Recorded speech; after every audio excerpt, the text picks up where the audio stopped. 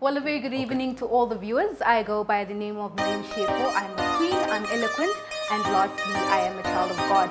I would love to welcome all of you to this live podcast, and this one is titled Life After University Graduate Talk Show. And this one is going to be talking about all the past experiences that these graduates have been facing, the obstacles, the challenges, and so forth. And we are also going to be talking about, ways on how to empower the youth.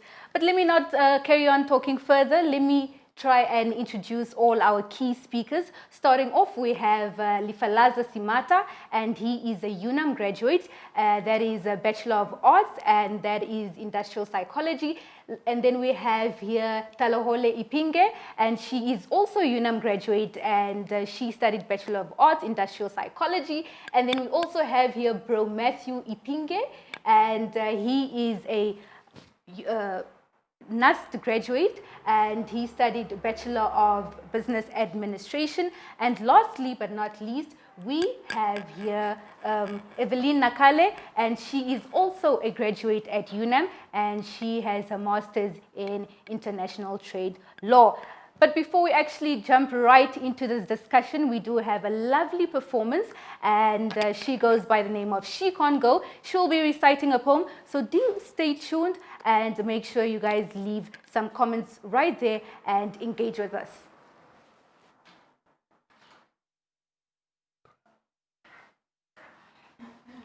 Hi, good evening, everyone. I know we're supposed to be wearing our masks, but I certainly can't do this performance with it on. I'd just like to thank the entire team for having me tonight. I'll be performing a piece titled Moment, which is somewhat reflective of the mental and emotional state that a student would experience from start to finish, and even after they've graduated. So this is Moment.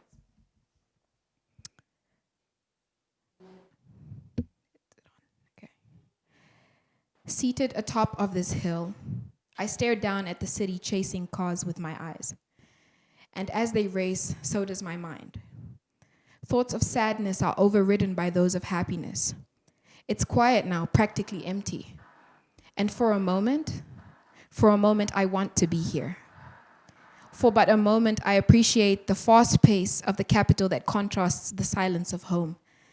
I smile, reminiscing on the long nights we'd laugh and dance, becoming one with the streets. The same laugh becomes a sigh as I remember that's all there is.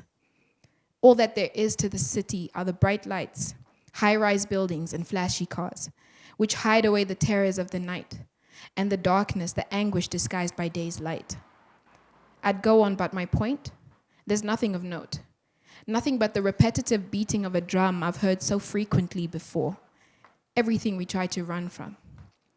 And for a longer moment, I sit here and embrace the burning rays on my cheeks, accompanied by poolside afternoons, gin and tonics, and provocatively placed bikini bottoms.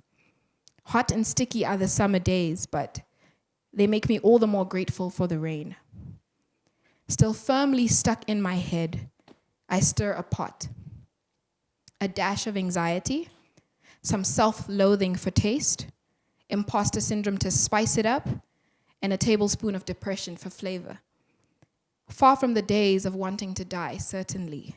The monsters never left, though. Their shadowy voices whisper psych. And I'm still not happy or healed or any of the lovely things the therapist's book says.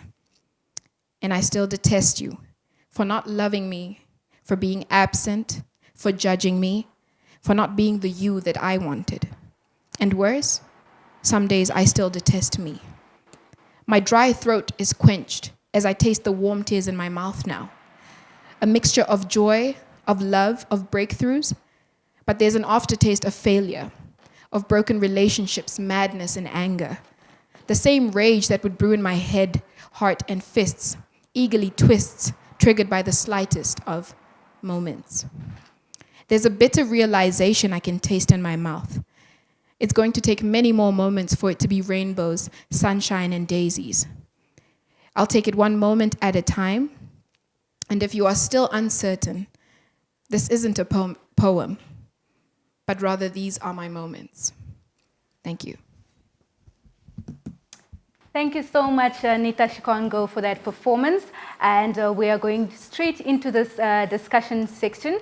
And basically, we are going to start off with an icebreaker, all right? I'll start off with Lifalaza. Right. If you were to go back to university, what would you change? I think I wouldn't spend so much money in the dining hall. But I think generally so academically speaking, I would probably change the amount of information I knew of the resources available to me. I think I've only learned towards the end of the year how much resources I actually have under the UNAM banner to actually better my educational experience, so to say. Yes. And then Talahole? I think I would change the teaching dynamics because it's so much theory and zero practical. Yeah. And in the real world, this theory it's useful, but it's not as useful as a practical experience would have been. All right. Let's move on to Bro Matthew. What would you change if you were to go back to NAST right now? I think I'll start doing my homework. Doing homework is the best way to prepare for your next lesson.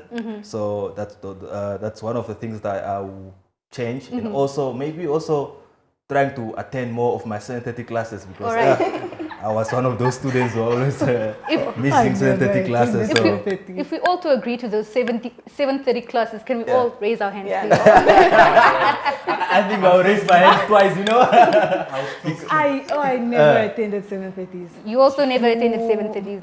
All right, you said that you would attend classes and you would do your homework, meaning that you're probably one of those people that are chilling and not taking life seriously. But you graduated, right? Absolutely. My favorite spot at NAST was yellow benches. Yellow benches. All right. They all know about it, you know. All right. Let us move on to Miss Eveline. What would you change at UNAM? Like, if you were to go back right now, what would you change? Based on my experience, I really wouldn't change anything. Yeah. I had a chill time at university. I had like 2 or 3 classes a day, 4 days a week. So like Fridays were always off. I wouldn't change anything. Really? Yeah. Wow, you guys seem very relaxed and, all about this. But anyways, if you guys have just tuned in, you guys are here on this live podcast. And this one is titled Life After University Graduate Talk Show. Please do feel free to drop your comments right below as we are starting with this discussion. First question is, how does it feel being a graduate? And we will go with ladies first, and I'm going to nominate Talahole. How does it feel being a graduate? It's that feeling of finally. Like I did this, like this was all me, especially on graduation, and I feel so sorry for this year's graduates. They didn't get to walk on stage or they didn't get the whole thing, experience the whole going to safari, but it's such a wonderful feeling just being there, realizing that you did that, nobody else. You woke up, you put in all the work. That feeling is unmatched. All right. In light with, the 2020 graduates that did not have that experience to walk down safari, let's give them a round of applause to class of 2020. Y'all did that. All right. Now we're going to move on to Bro Matthew. How do you feel right now being a graduate?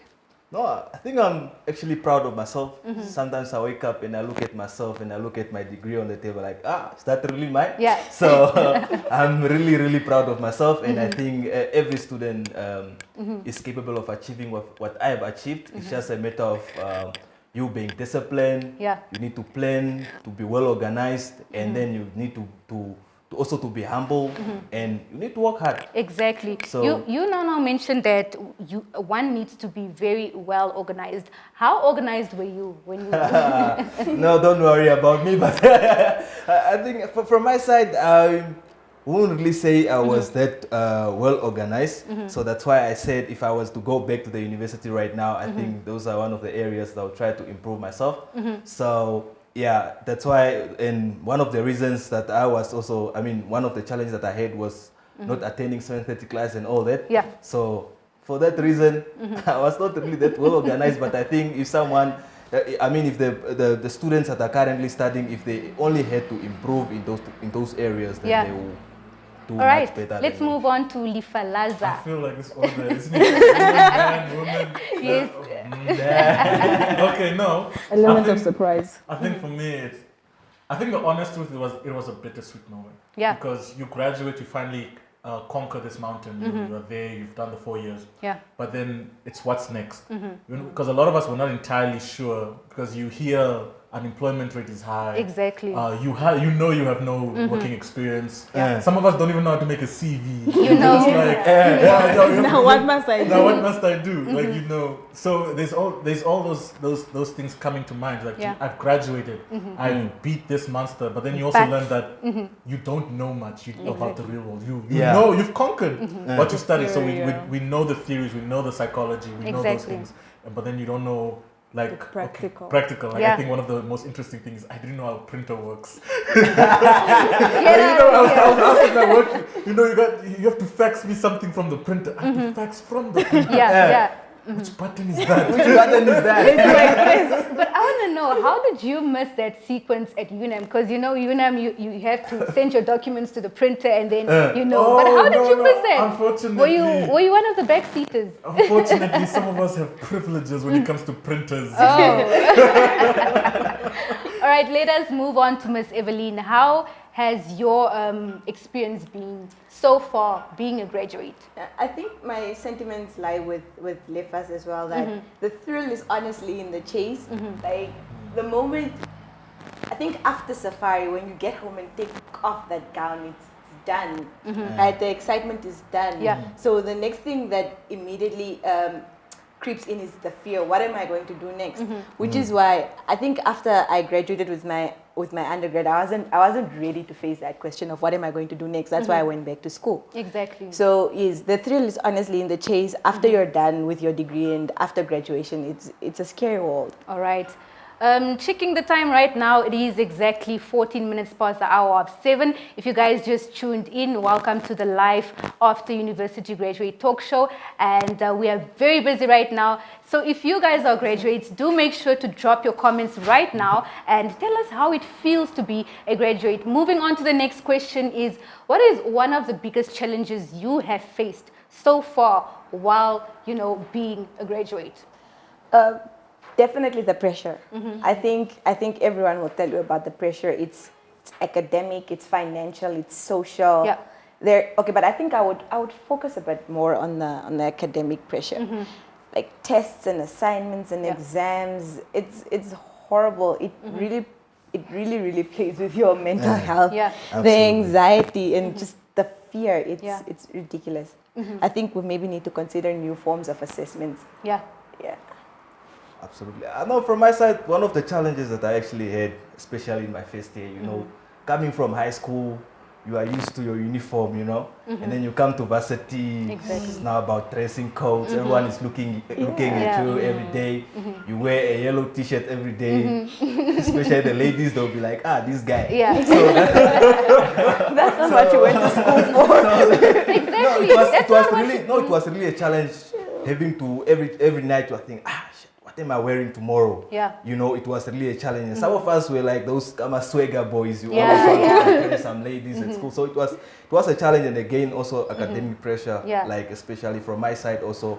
Having studied at NAS while my dad was also, my dad is also working there. Yeah. So all the lecturers were just looking at me like, oh bro, you need to get 90 in this, you need to get 80 in The this. pressure, the pressure. Yeah, the pressure was really, really high for me. All right, moving on to Talahole. Okay, one thing I learned after I graduated that I actually sucked at. I knew I sucked at this, but then it hit me in the face when I started working. Yeah. Time management. Just say you're saying this. You know how many times I had to text this child to come to Yeah. class? I think there was a time I even threatened our entire friendship. I was like, Yeah. if you don't attend this class, Hey. we're not friends anymore. Wow. Like he really, it was this thing of, if I skip this class, it's not gonna be that bad. Exactly. Nothing will happen to me. Yeah. If I don't go to the 7:30, nothing will happen to me. Yeah. But if you're not at work at 8 o'clock, Yeah. it is either a disciplinary hearing or you're in the bad books. Exactly. So this is something I really had to work on. I'm working on it, Lifa.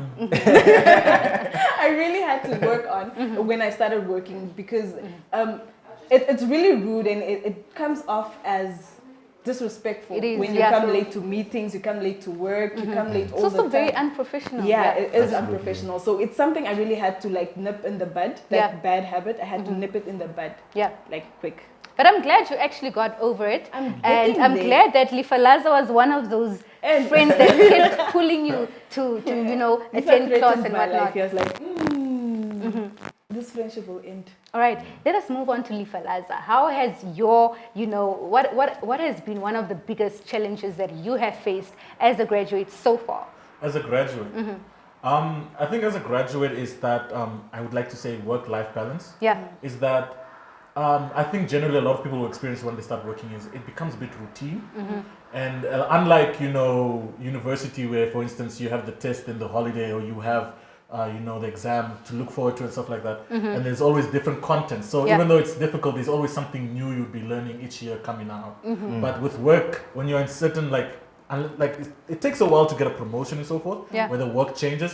Sometimes it's not even a rotation in what works. So you're doing a lot of routine things year in, come out and year out. And it's actually a problem that we've noticed also in the company that I work with because we're an intervention country. Yes. Company, sorry. Not Yeah. country. And then like we go to other businesses and then we see that a lot of people, they don't have enthusiasm for work because they've been doing the same Yeah. thing for 5 years and 4 years and so forth. And I think as a graduate coming into that, like you realize the pace is much slower. Yeah. Once you get the hang of it, because there's getting the hang of it, then once you get the hang of it, and then you realize it's slow. Very exactly. And then like you're doing the same thing. So if you don't find a balance at home or Yeah. a balance or a hobby or something to do, you could I wouldn't say go mad, but it, Yeah. it plays on your psyche somewhat. So I think finding a balance in work life was the most difficult Biggest thing. challenges for Yes, you. because Yeah. now you are at work, you're tired, but you have to do something so your life's not routine. So let us move on to the more positive side. You know, what accomplishments have you faced so far as a graduate? And let's start because now I'm looking at all three of you, and then Bro Matthew is literally here to, on Pull out the resume. So Bro Matthew, tell us what has been what accomplishments have you accomplished so far? No, from my side, I think after graduating, I was lucky enough to join one of the IT company, even though I did not really do IT at NAST. So I was lucky enough to join the company as an intern, and then from internship, then I went for training, graduate programs, and Sorry, then from let there, me quickly stop you there. You went for internship training, right? yes, And how long was that internship training? it was like 3 months. 3 internship months. training, and then from there I had to go for the graduate program now for 6 months at the same company Yeah. as a project coordinator. So after 6 months, then I was now likely recruited permanently Yeah. as an assistant Hey. project coordinator. All right. So from there I just kept on climbing. Hey, all right. Exactly. That's making the rest of us look bad. So from there I kept on climbing, and I think after it was 4 or 5 months, and then I became the permanent project coordinator at Green Wow. Enterprise Solutions, and where I'm currently working. But again, if I look at what I've also achieved throughout my my studies when I was still a student at NAST. I think 2014. I think I forgot a bit now. Some Yeah. of my, it was long back. I was one of the best students in that year in business administration, and I got awarded with a scholarship to by the University of Berlin School of Economics and Law. Yeah. And from there, all what I had to do that year was to pack my bags, Yeah. go to the airport, the visa, everything was covered. Wow. So I only had to get there. Exactly. So it was, Hey. it was, yeah, so it was Just go to the just go. Yeah. Skip this You know what? You're the perfect epitome of catching flights and not feeling, you know. So it was actually a great experience for me, and being there in Germany also as a Namibian new environment and everything. And I mean, I was at the end of the day, I was even famous at our university because I was one of the few blacks. Yeah. So if you hang, if during the weekends, if you hang with some whites there, with some Germans and other students from other countries again, and the following week, let's say on a Monday morning, everyone is greeting you like, "Hi, bro," and you're like, "Ah, do I know you from somewhere?" You know. So I was always a standout. So, but yeah, everything it was really a great experience, and I learned a lot from it. So in all, it's safe to say that you actually had 9 months of training, you know. Yeah. All right. Let us move on to Talohole. Fine, you can skip me. Oh. Why am I skipping you? After all of that, After all of that. You can't go after that. Yeah. Like there is nothing. But let me tell you what. Own it. Own Okay. it. Let me think. Okay, we can park you and then we move on to Evelyn. how does that help the situation? But okay, I think mine is obviously not as lengthy as yours was. I mean, there's no beating that. Yeah. But I think I was like one of the lucky ones. Immediately after I graduated with an LLB, I was privileged enough to be called in by a firm to start as an intern. And I was still very undecided about what I wanted to do then. So I was still afforded an opportunity to go and further my studies. And I came back and I still work at the same firm as a candidate now. So I think that is like my single most accomplishment. But Yes. you also deserve a round of applause. All right, let us move on to Talohole. Let us do it. Okay, so my accomplishments wouldn't really go in the line, in the same line, because mine were more of personal. She got my answer. You guys are Friends, you know? So last year for me was a year to kind of relax, take some time off, take care of myself, you know, take care of my mental health, Exactly. physical health. Because in my final year, I was doing a lot. Yeah. Like I had to have a side hustle to make money. Because Exactly. you know, as a varsity student, it's hard to make money. We don't all come from money. Yeah. Some of our parents can't afford to send us pocket money all the time. They send us like 500 every third month. Exactly. So I did not want that pressure. I didn't want to put pressure on my parents, so I had to find something to do to make money for myself. And so I would always, I used to do nails, so I still do. Hit me up. So I would come from a class and then in between, like I'll have an hour break and then I'll run to the hostel and have a client and then I'll be late for that class, but I'll still make it and then run back. Yeah. It also used to annoy Lifa, but you know, girl gotta make money. Exactly. And we stand a queen that is making money. Thank you. So that was it. I realized I was really burnt out, and the pressure of fourth year, the pressure of finishing. You have to finish. Everybody's looking at you. Yeah. It was so much. I almost burnt out. Yeah.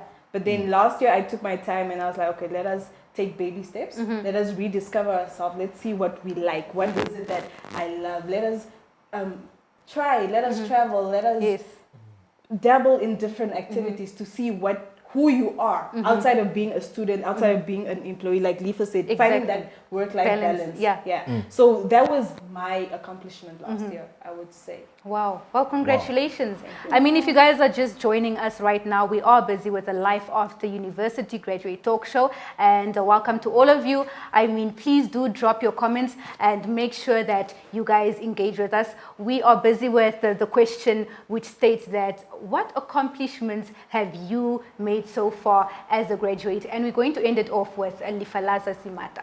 So, to be honest, these three are a tough crew to Yeah. follow. I probably should have gone first. You know. But to split my answers, because it was similar to Talos, I've put a lot of personal accomplishments compared to one that you can actually put on paper. But after I got my degree in industrial psychology, I had an honest reflection, and I was like, the thing that I'm really passionate about is actually philosophy. Yeah. And it's a very difficult conversation to have, especially let's say with our ethnic background. Yeah. To tell your parents you want to do philosophy, and they're just like, What is that?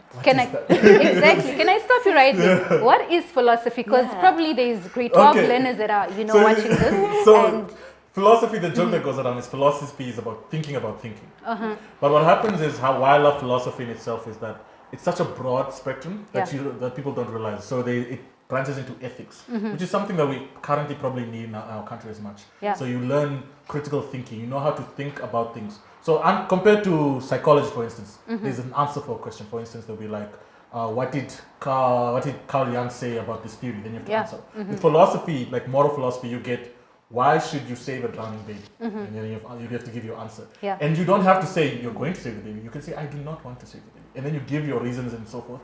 And if you use critical thinking to reach your outcome, you're like market correct. Interesting. So like it teaches you how to think outside the box. And Exactly. so it was very.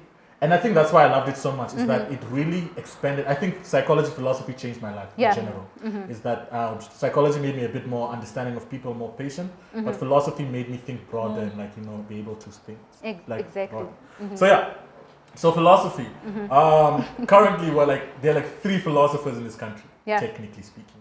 No, Number 2. 1. There are 2. Okay, Dr. Masood, and he's actually not even Namibian. There's Dr. Masood, and then there's Dr. He's not doctor, yes, he got his PhD, Dr. Kasera. And then, no, there are only 2. Oh, I want okay. to be the 3rd one. I mean, dream on. Exactly. Yes, Yes. so that's technically how, and these are intelligent men, and like, they and it's not just like in one sphere, like they can have discussions all spheres. So like philosophy can go into science, it goes into ethics and so forth, it goes into consciousness if you need that, and and then religion and all those elements and so forth. So yes, I went back to do that. All right. I wrote a paper. It's actually it's a running joke in my office. Is that I went back and I decided to be funny, and I wrote a paper on why other minds don't exist. Why other? Minds don't exist. Yeah, Okay. it's a theory called solipsism. Was that your research paper? That was my research paper. I was being funny in the beginning, then I realized it's a lot of work to prove that other minds don't exist. I mean, but I still managed to get a B, and I was shocked myself. I was like, oh, I did that. So yes. So there's that. So I went back for philosophy. So that's my academic, and I got a job. It's the only intervention company in Namibia. Yeah. And so we go around, we teach team building, we teach leadership support, we give emotional intelligence training, and you realize how it's something that's lacking in our countries. I remember the first time I was there is that my first ever team build, we had to do people who had PhDs. Yeah. So we did teach them how to communicate, and I thought I was beyond my depth. I just have a degree. Why am I telling this man who has 3 PhDs in geology? Yeah. You have to speak better. Exactly. Exactly. Yeah, but I managed, and he was like, "Oh, that you explained it so well. Yeah. I'm going to use that in my life." And I was like, "Wow!" I told someone the age of my father, how to communicate better, and he understood, and he's like, "Okay, I can do this. Thank you for that." And I was like, "Wow!" Like I did that. So there's that. Personally, it's the same like Talo also. Like I think burnout is a serious thing that happens. Like because it's modules, tests after tests. Especially with COVID right now, I hear the kids are doing assessments left, right, center. That is easily an easy way to get burnout. And I know dealing with burnout was difficult. It's dealing with burnout, and then there's the pressure, the social. So you graduated. When are you working? Are you applying? All those questions. All those things. I'm like, I am applying. Are you really applying? I'm like, I said I'm applying. like why would I lie? How come no one's calling you? I'm also wondering. Exactly. So there's that. So it was that and finding my own path. So like trying to figure out where am I going? What do I want in this year? Because I think a lot of people get stuck at 20 and they're like, okay, this is my life and so forth. But there's so much you can do. There's so much you can explore. Like Talo said, traveling is good for you. It teaches you meet more people. I think the more people you meet, especially people without the same background, the more ideas you get and so forth, the more concepts. So for me, it's been building the idea of where I want to go with my life. And I somewhat have an image now, and that is my greatest accomplishment. Amazing. I'm inspired. I hope that you guys are inspired as well. And Lifalaza actually touched up on philosophy. Do you think there's a market in Namibia for to become that? And also, let's talk about early career guidance. Do you think that as for now the grade 12 students that are about to venture into university, do you think there's a market for becoming that? I think, to be honest, there's a market in a lot of fields. Because I think there's this running joke that we have, I think, in Namibia is that there are only, I think, 6 professions or 5 professions. You're either a lawyer, a doctor, engineer, is it a businessman or something? Teacher. A teacher, Yeah. and then the fifth one, the nurse, and then the sixth one is a disgrace to the family. Yeah. So if you're not one of these five, The number you're 6. there. Yeah. So like what happens is everyone flocks into this areas and so forth. So we have a fluctuation of nurses, teachers, Yeah. engineers, and all those things. Blah, blah, blah. And then these fields are left untouched. Yeah. Like for instance, I think we only have 2 Namibian PhD holders in industrial psychology. Yeah. We have 1 philosopher. We have these fields. We have very little amount of translators. Yeah. Very little amount of people who educate, who go to broadcasting and all those things. Yeah. Very little people. Exactly. And these are fields that can be expanded on because as Namibia, we have a lot of untapped markets. Yeah. There's too much and so forth. And then there is a place for this. For instance, if my new employer is here or something, for instance, ethics, a lot of people don't know ethics, like genuinely so. Like we have the root idea, like this is wrong, this is right. Yeah. But when I tell you why is that wrong, people struggle. Yeah. And that's something you actually learn in philosophy. It's like, tell me why this is wrong. And they're like, it's wrong because it's wrong. No. Why is it wrong? And because no one ever looks into depth, we have rules that don't necessarily have to be there. And we Exactly. have new rules that have to be there that we don't understand. For instance, right now we have the rallies that are happening in the feminist movement and all those things that's happening. How do we ensure that we change our policies in offices? Yeah. That you have to understand why is it that the women was held behind for so long and so forth. And those are argumentations you have to expand and think Yeah. because people are still here. So like there is markets for that and so Exactly. forth. So like if you need ethical support in your businesses, Lifalaza is the one to call. Exactly. We're talking about, early career guidance, and Lifalaza actually mentioned that there is a broad market. I mean, do you guys think it's prominent that we have early career guidance for students? And do you think that the Namibian government or, Namibia as a whole is doing enough to, teach these kids that, hey, there's a market here, there's a market here, there's a market here? Do you think that it's prominent? Do you think that there's markets? Probably outline the markets that are not saturated right now. Can I go? Yeah. I think the arts and culture, because it's not necessarily considered as traditional or formal education, so it's neglected a lot. Yeah. Right. But I think instead of forcing learners to go a certain path, go Yeah. become a teacher, go become a doctor, and particularly those that don't enjoy it or those that are artistically gifted. Yeah. I think we could do better in investing in the arts and culture, honestly.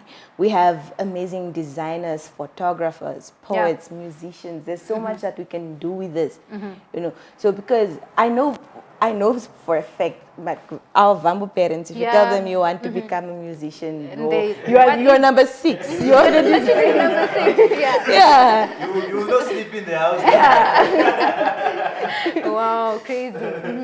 Let us move on to Bro Matthew. What do you think about this? Yeah, no, I think. I think it's really important to provide career guidance, especially from young age, because even from my side, if I have to look at how I ended up doing even business administration at NAST, from my side, until when I was grade 12, I was not even sure which course I wanted to do. Exactly. Because I did not have access to that information to say, okay, if I do this course, I can end up somewhere here and there. I did not have access to that information. It was just a matter of, okay, I got 40 points. Okay, let me go for this one. I'm qualified to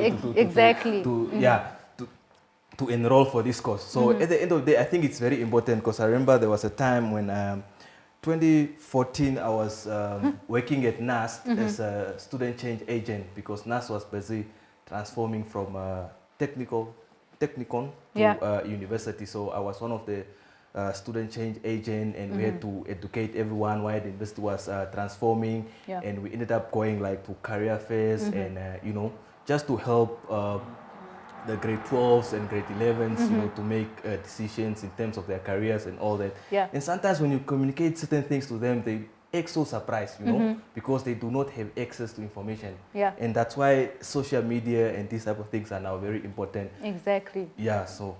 And we'll move on to, the social media part where we're going to be talking about technological advancement and whatnot. But let us ask Talahole, what you've studied before you graduated, right? Was that guidance or was that just out of the blue? I think, okay, first to touch on the earlier question, we are not doing enough to educate our Namibian kids on what other careers they are. Because growing up, I know I wanted to become a doctor. Yeah. I was certain, I was like, Say it with your chest. I was gonna be a doctor. Yeah. I was gonna be like my mother's pride and joy. I still Exactly. am. Like, she still loves me. But like, she really wanted me to become a doctor. So that Yeah. was her dream for me. Yeah, for you. Yeah. So it was because she spoke it into me, it became my dream. But Yeah. it was not really my dream. And then I realized that in 2012, my little cousin burned. So Yeah. we had to come visit her at the hospital. And I saw the situation. I saw people dying. I was like, no. Yeah. It's That's not for it's me. not for me. This is where it ends. It's fine, Mama. I'm gonna be number 6. I'm Yeah. gonna be a disgrace. I am not going to be a doctor. Yeah. I knew for a fact I did not want to be a doctor, but I did not have that guidance. Yeah. I remember, I think Ministry of Labor came to our school and they gave out some tests and they were like, you know, those aptitude tests, Yeah. So they check where you would fit, best fit. Yeah. And I, not to brag, but I had like best fit in 3 things. So I'm like, okay, now what must I do? Exactly. And they're like, you know, when you have so many options, you also don't know what to do. You'll get stuck and you'll sit there, and that's what happened to me. So I had the options, I had the points, I could go in any field, but I was like, I don't know what to do. Exactly. I did not apply when I came to university. I did not apply, but I was like, okay, law sounds good. I think that was the Berry Rue case. And I was like, law sounds good. I'm going to be a lawyer. I want to be like Berry Rue. And then I came to UNAM and they're like, no, it's full. I was like, oh, okay, give me whatever you have. Yeah. And then they're like, no, Bachelor of Arts, Psychology is open. I was like, bring it here. Yeah. And I'm so glad that happened because I love psychology. Yeah. I love what it has taught me. I love who I've met. Exactly. Could I even add on to that? Hey, you may. Like for instance, philosophy is my passion. And like how Bachelor of Arts works is that you have your majors and your minors, Yes. and then there's like two other subjects. Yeah. So what happens is we didn't know this. So I came. I'm going to study psychology. They're like, oh, you need 3 other subjects. I'm Yeah. like, what? Okay, what do you have? Yeah. They're like, we have politics. I'll take politics. I like politics. You need 2 more. I'm like, oh, okay. Sociology sounds nice. Yeah. I'll take that. Then I was like, I ran out of things. Do you want to do English? No, I Yeah. can't spell. Yeah. She goes like, how about philosophy? I'm like, philosophy? What is that? Yeah. It's like thinking about thinking. I'm like, why would I do that? It's like, you'd love it. And I was like, okay, give it to me. Yeah. And then like, so what I love was even accident. Like I never planned on Yeah. doing it. And then, so like, I feel like if it was explained better, I probably would have picked philosophy first. Yeah. But you know, from the beginning, but you can see how those opportunities don't Yeah. happen. Like But those it's communications. safe to say right now that what happened right now is not anymore an accident. I mean, I think God chose you for that. Yeah. Sometimes it works out really well. Yeah. Like what Talole said, where you go to university and what you applied for is probably full. Yeah. Or what, and then they kind of give you like 3 options and channel you into one. You end up with students who are depressed because they hate what they're doing. Because it wasn't a choice, it was what was available. Exactly. Yeah. So that I know the depression. Some people like for instance, Atolo said her mother wanted to be a doctor. Some Yeah. people are pushed into fields they don't want to Yeah. be. Exactly. Like, yeah, It's sad, but Yeah. you have to make your mother proud. yeah, Exactly. that's Yeah. what you applied for. You're in your 5th year. Yeah. You hate it, but Mama Yeah. gotta be proud. Exactly. Like, I gotta Yeah. do And this for imagine Mama. being sad all 4 years or all 5 years All doing 7 something, years. all 7 years As a doing doctor. something that you do not want to do, you know. Exactly. So there is a very wide need to, you know, teach the grade 12 learners, the grade 11 learners on Even career younger, guidance, I even the think. younger ones, you Yeah. know. I think we should start teaching them while they're very, very Yeah. small and whatnot. Let us move on to the graduates that are sitting at home and they are unemployed right now. What are your views on this? Who are you asking? Asking them. Last time when I was pointing, you know, these guys were all like, Okay, let me know. All right. You want to go first? You can rock, paper, scissors. Okay. Because in case you guys have good answers, let me go first. Yeah. So I think generally, it's a difficult situation to be placed in because of all the pressures that's around. Because you have your cultural pressure. I think Bro could probably second me on this, especially as a man. Yeah. Culturally, a lot of your values attached to what you do. So like immediately when you finish and you graduate, and you do nothing, Yeah. you have no value Yeah. as an individual, Yeah. especially if you're a man. Because there's no marriage for them to aspire to go marry someone who will take care of you. You have to do something. Wait, But what I'm are you saying- saying? No, I'm saying culturally.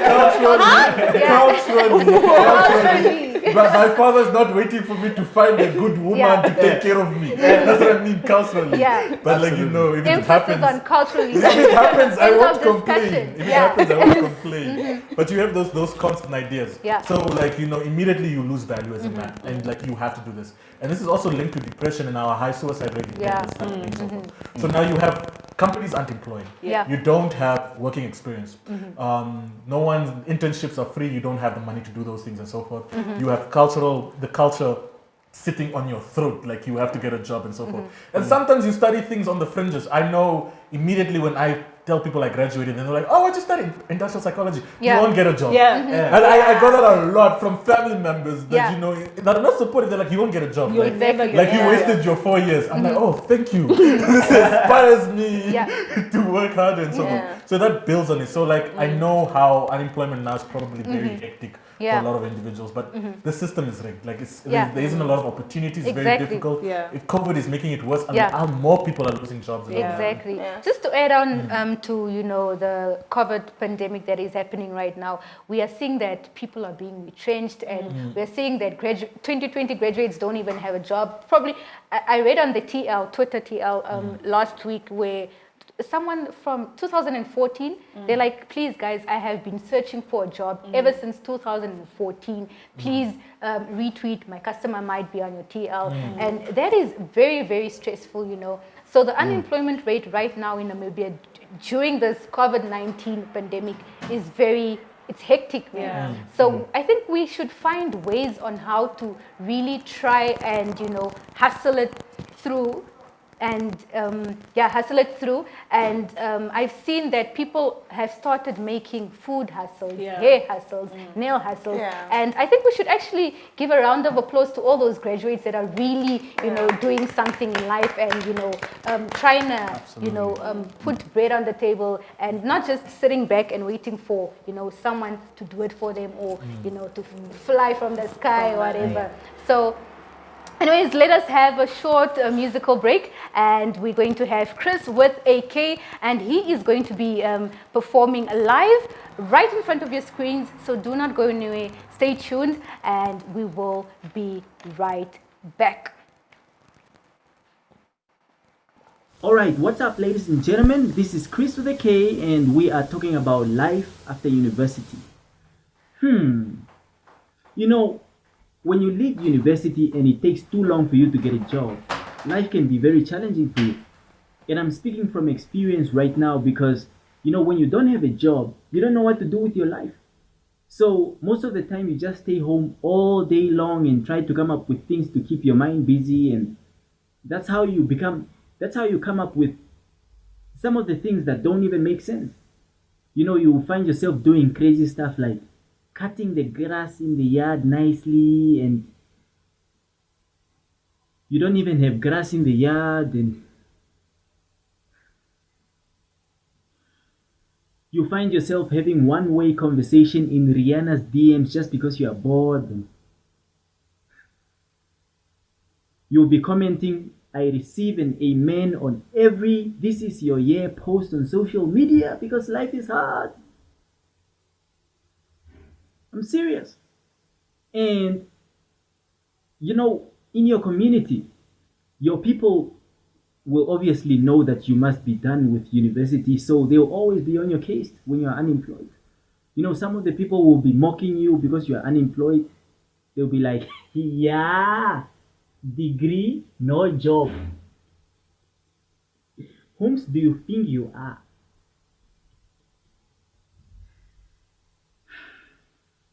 I'm serious. Life is hard like that. And some of the people will be pranking you. Like recently, I had someone prank me. They called me and told me that they have a job for me. And when I asked the guy what the job was about, he said, we want someone that will take up the position of looking after chicken, goats, and pigs. Chickens, goats, and pigs. That's what he said. So I told him, man, I don't even like animals. I'm a vegetarian. What's your... People are crazy.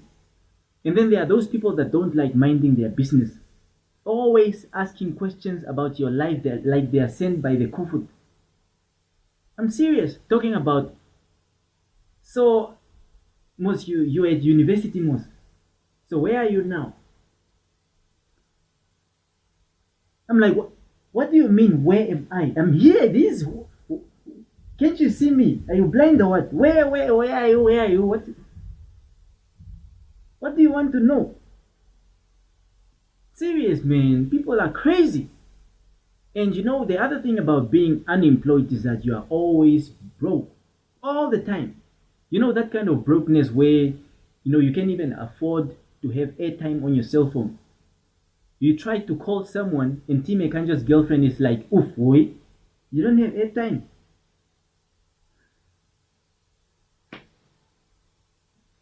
I'm serious, man. And my family, they are always on my case. They are not happy with the fact that I'm in my glory of brokenness because I'm unable to bring something to the table.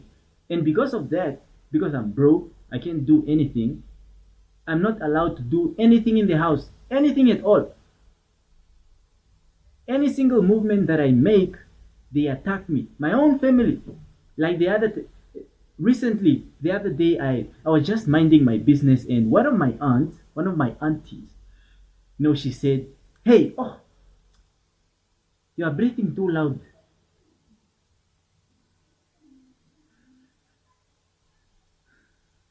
And when she said that, she was inside the bedroom, and I was 2 streets away from home. You see, I can't even breathe oxygen for free. It's crazy. And yesterday, I tried to eat bread, just to eat some bread. And my auntie, she took it out. She took it out of my mouth. She said, "Hey, this bread is for the children that work hard every single day, playing outside. Or you must practice social distancing from this bread."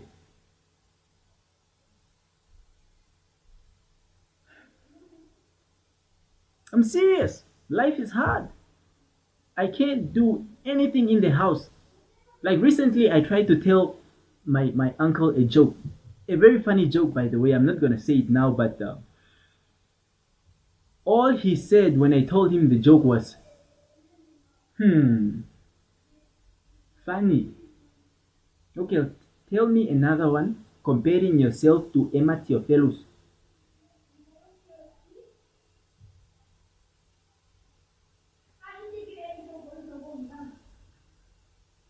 Life is hard. Ma'am. Oh, sorry guys, I have to go. That's my auntie. And so stay safe, wear your masks and social distancing, everything. All right, what's up, ladies and gentlemen? We are This is back, Chris and with a K, thank you and we so are much, talking Chris, about life. with a K for that comedy magic. And we are going to jump right into the question and answer section where you guys have posted your questions, and it will be answered from our key speakers. And we have a question here from Mimi Chuma Nyambe, and the question states, how do we invest more in arts and culture with the perception of arts as a hobby as opposed to career, and how do we tackle that? And I think that one was aimed for Evelyn. Yeah, I figured that question would come. Yeah. I think maybe my psychology majors here can help us with that one, but essentially is the perception needs to change. Honestly, ideas need to change. How we do that and how we change people's mindsets to view arts and culture as a legitimate form of, firstly, education, career, and commerce, money making schemes. How we are going to do that, those guys would tell you. What I know is it needs to change. It needs to change. Yeah. I feel she put a lot of pressure on us just because we've studied with the arts people. Exactly. No, it's because you understand how people think. Okay. How are we going to change how they think? I feel like Tala wants to take this Yeah. before Okay, me. Let's get it. I just think on the commercial arts kind of sphere, Yeah. stop menaching people and their talents. Yeah. Like, if I can draw and it's the God-given talent, Yeah. I didn't just wake up and draw. I practiced it as well. Hey, so if I charge you $1,000 for A0 print, Yeah. it's because I put my sweat into that. I had to practice that. So you should appreciate that as much as you appreciate a doctor. Okay, yes, as much as you appreciate a doctor. Because it is the same. I am still using so much of me to draw this and to bring your idea to life. Yeah. So why do you want to charge me less? Because no, it's easy, it's drawing. If it's so easy, do it then. Exactly. If it's so easy to write a poem and to recite a poem, why did we have to call Nita? Why didn't one of us just sit here? Sit there. And It's because it's her talent, and we should start respecting people and their talents. Exactly. And then we will start paying them I their think worth. at the same time, I think, for instance, especially growing it in Namibia, it's a question of our society. Is that we have to support local talent so they can grow and expand. Exactly. So that means when stand-up comedians have a show, we have to go, because these are things that we can also tune into, because they are representing things that we can relate to. Exactly. Our slang, our everyday struggles. We have to go to NTN and we have to watch the plays. These are plays built that are based on our lives and so forth. Exactly. Similar. So the only way it can really grow is if we invest our time in it too. Yeah. Because we do it and then we don't appreciate how it happens so forth. How can we expect Namibian market to grow if we don't put effort and investment in it? And we should invest in it and so forth.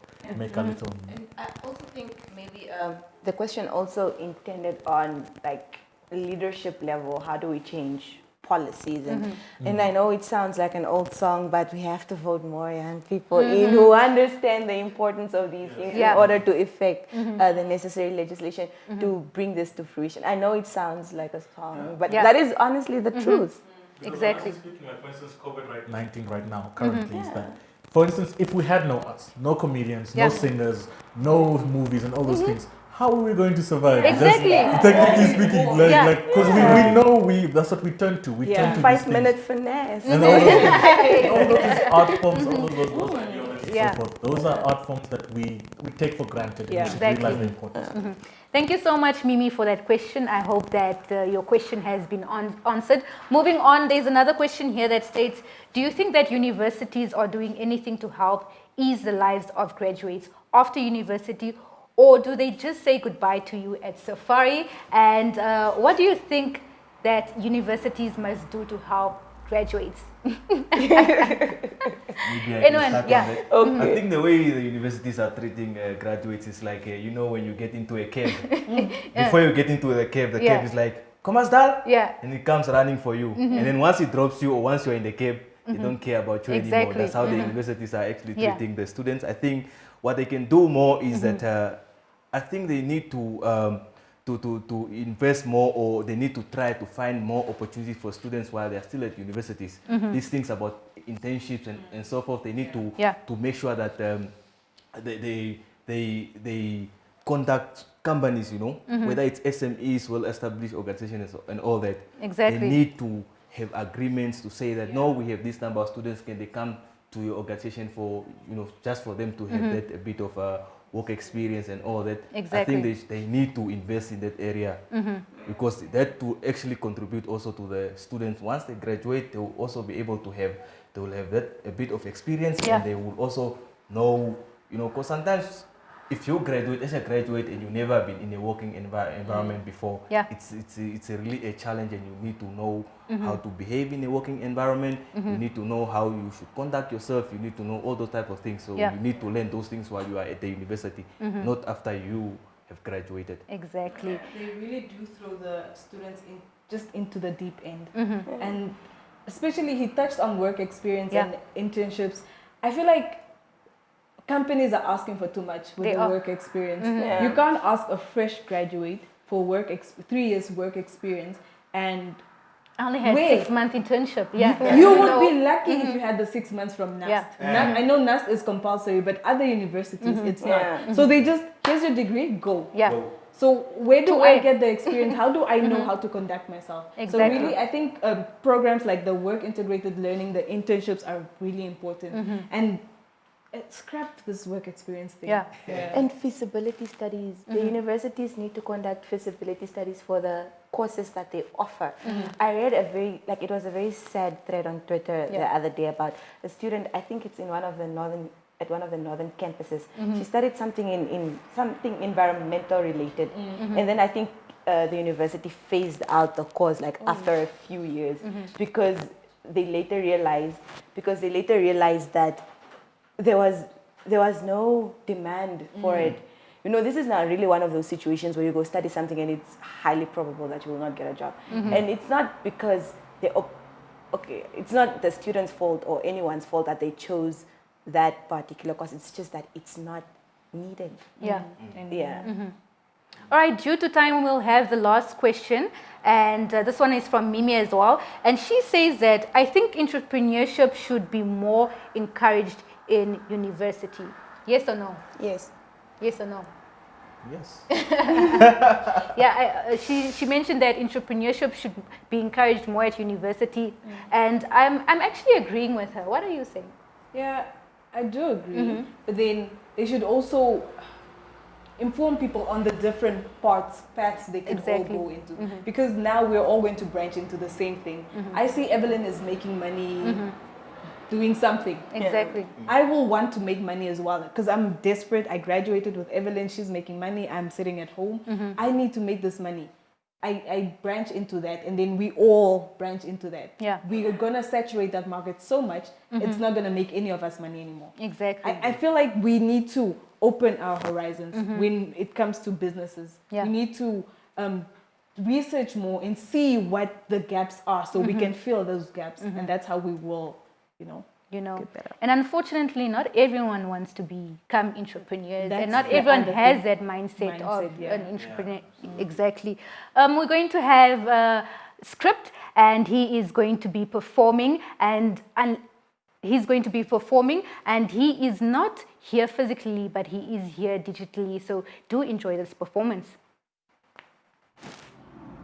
Hi there, my name is Script. I am a hip-hop artist, recording artist, musician, call me what you will. Unfortunately, I could not be with you today, but I do want to send you all the positivity in the world. I know these are tough times. They say tough times are lasting, but so do tough people.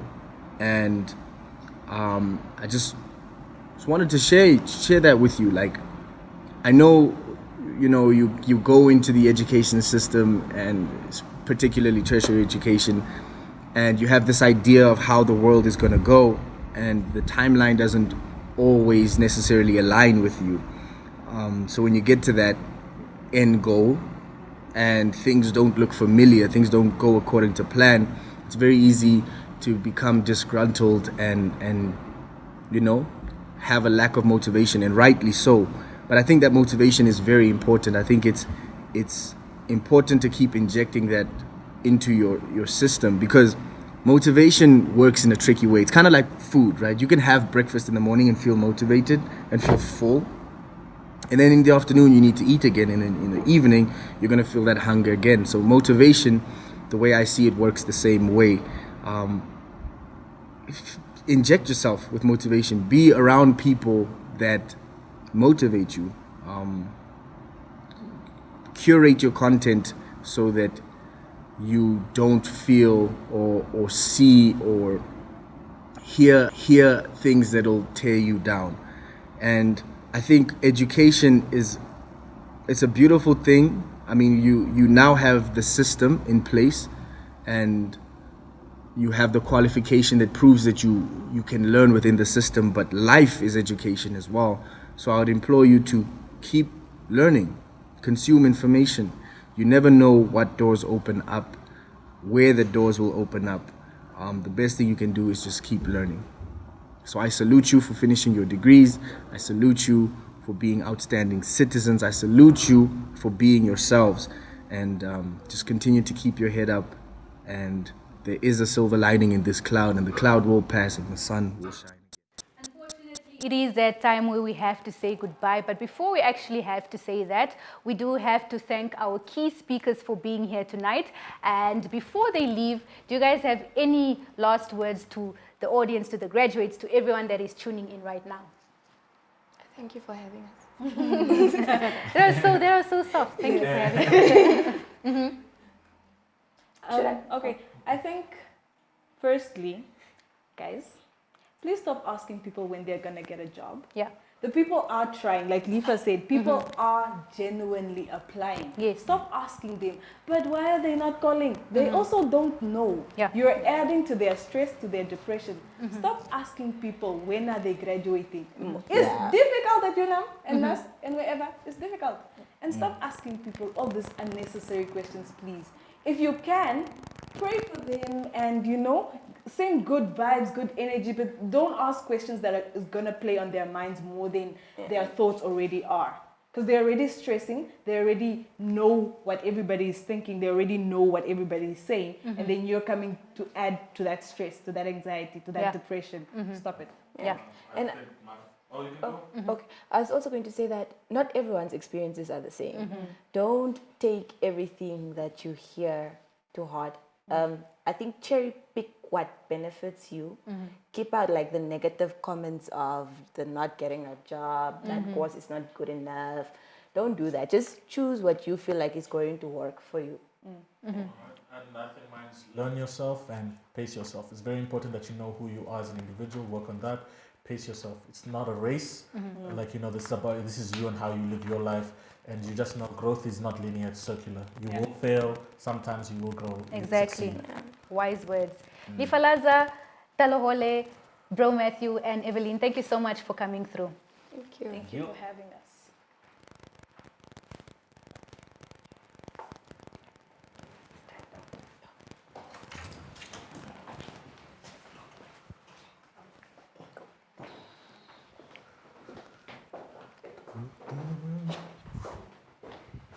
It is almost that time where we have to sign out, but before we actually sign out, we are going to look at the lovely ladies who have knitted this piece of event into a success. We are going to introduce Miss Natalie Nyemba and of course Paulina Poxy Angula.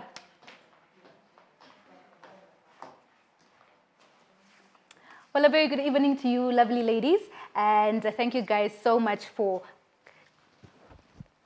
Well, a very good evening to you, lovely ladies. Thank you so much for coming through. And I've heard that you guys are the ones that have knitted this event into a piece of success. There's just two questions that I have for you. Why did you want to have this event that is called Life After University Graduate Talk Show? Why did you initiate this event exactly? Well, first of all, I wanted to make sure I'm not the only one who skips 7:30s, okay? Yeah.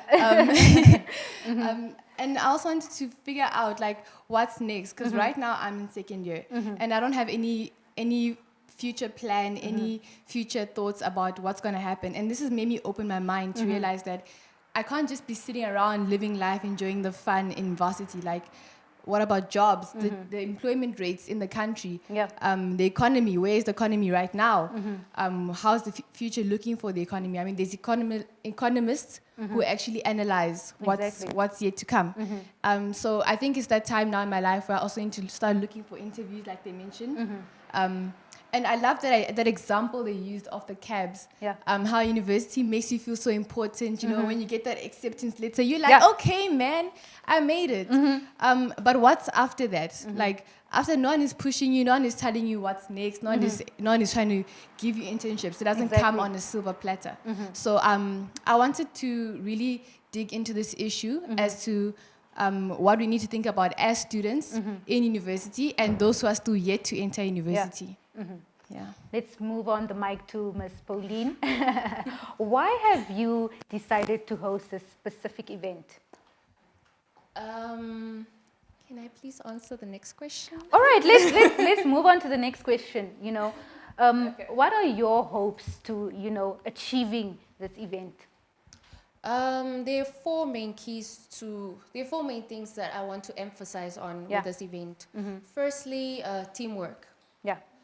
It's very important to work as a team. We cannot achieve something individually. We need to work together as community members, as leaders, as teachers, as lecturers, as students. We need to work together as a team.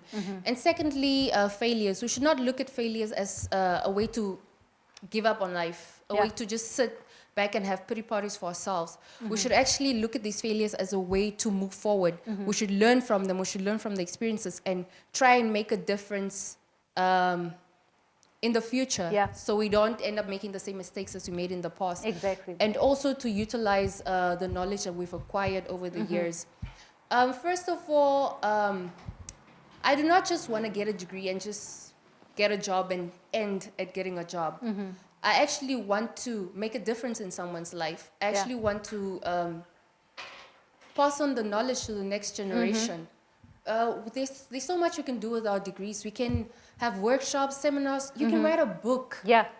So many people do not write books. You can write a book and write about your struggles. Let people see where you came from and what you've achieved and where you are right now. And then lastly, encouraging students.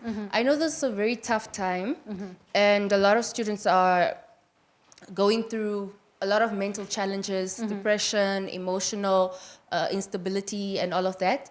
But what matters is not the mistakes that we've made or the failures that we went through.